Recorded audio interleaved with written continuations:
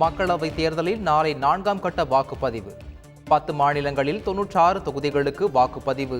ஆந்திரா, ஒடிசா மாநில சட்டப்பேரவைக்கும் தேர்தல்.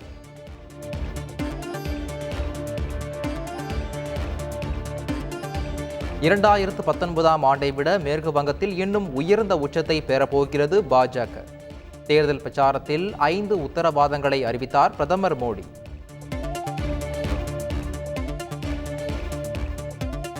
மக்களவை தேர்தலையொட்டி 10 உத்தரவாதங்களை அறிவித்தார் டெல்லி முதலமைச்சர் அரவிந்த் கெஜ்ரிவால். 24 மணி நேரமும் தடையில்லா மின்சாரம், அனைவருக்கும் இலவச கல்வி உள்ளிட்ட உத்தரவாதங்களை அளித்தார்.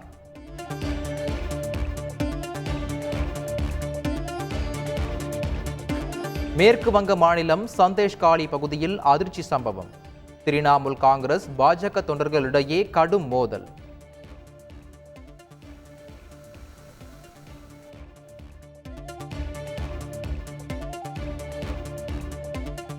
ஆந்திர மாநிலத்தில் வாக்காளர் உரிமை தொகை தலா 3000 ரூபாய் கொடுக்கவில்லை என குற்றச்சாட்டு. ஒய்எஸ்ஆர் காங்கிரஸ் கட்சி அலுவலகம் முன் பொதுமக்கள் போராட்டத்தில் ஈடுபட்டதால் பரபரப்பு.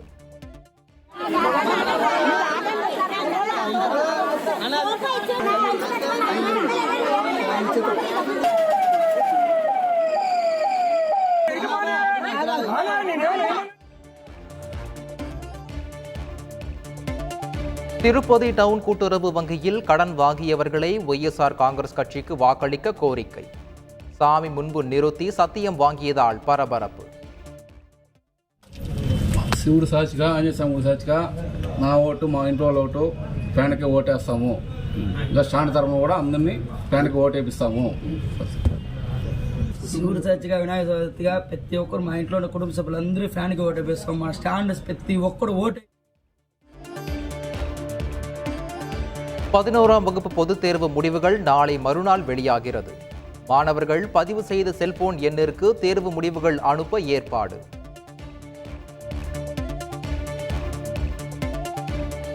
தமிழகத்தின் 19 மாவட்டங்களில் இடி மின்னலுடன் கூடிய மழை பெய்யும். இந்திய வானிலை ஆய்வு மையம் தகவல். தமிழகத்தின் பல்வேறு பகுதிகளில் கோடை மழை. வெயிலின் தாக்கம் குறைந்ததால் மக்கள் மகிழ்ச்சி.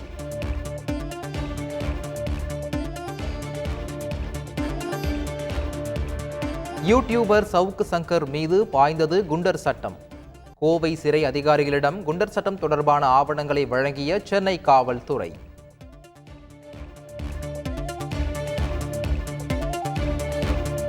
பாஜக மாநில தலைவர் அண்ணாமலை மீது வழக்கு தொடர தமிழக அரசு அனுமதி. சேலம் நீதிமன்றத்தில் சமூக ஆர்வலர் அளித்த புகாரின் பேரில் நடவடிக்கை.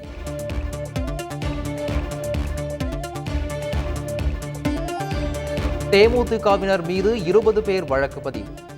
தேர்தல் ஆணையத்தில் பெற்ற அனுமதியை மீறி செயல்பட்ட புகாரின் அடிப்படையில் நடவடிக்கை. திருவண்ணாமலை அருகே சாலை விபத்தில் சிக்கிய அமைச்சர் ஏவ வேலுவின் மகன் ஏவாவே கம்பன். ஏவாவே கம்பன் சென்ற கார் திருவண்ணாமலை ஏந்தல் பைபாஸில் விபத்தில் சிக்கியதால் பரபரப்பு.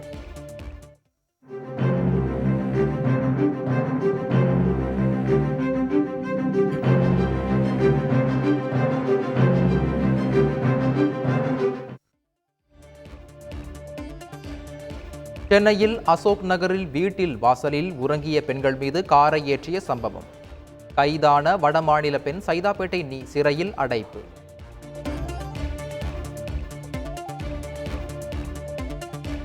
வெயில் பாதிப்பிலிருந்து ஓட்டுநர்களை பாதுகாக்கும் விதமாக சென்னை மாநகர பேருந்துகளில் பேட்டரி மின்விசிறி பொருத்தம். ஓட்டுநர் இருக்கை அருகே பேட்டரி மின்விசிறிகள் பொருத்தும் பணி தீவிரம். பணியிடத்தில் பெண் ஊழியரை ஸ்வீட்டி, பேபி என்று அழைப்பதை எப்போதும் பாலியல் துன்புறுத்தலாக கருத முடியாது. கொல்கத்தா உயர்நீதிமன்றம் பரபரப்பு தீர்ப்பு.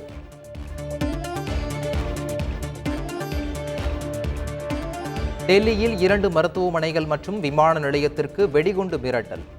டெல்லி காவல்துறை வெடிகுண்டு நிபுணர்கள் சோதனையால் பரபரப்பு.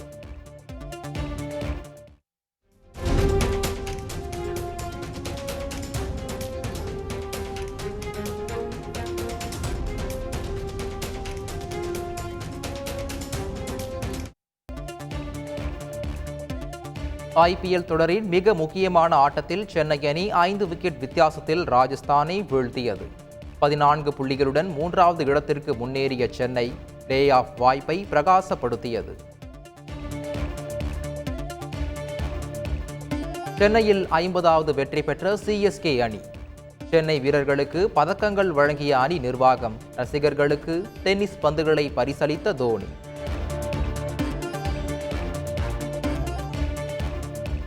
ஐபிஎல் தொடரின் 62வது போட்டியில் பெங்களூரு அணி அசத்தல் வெற்றி.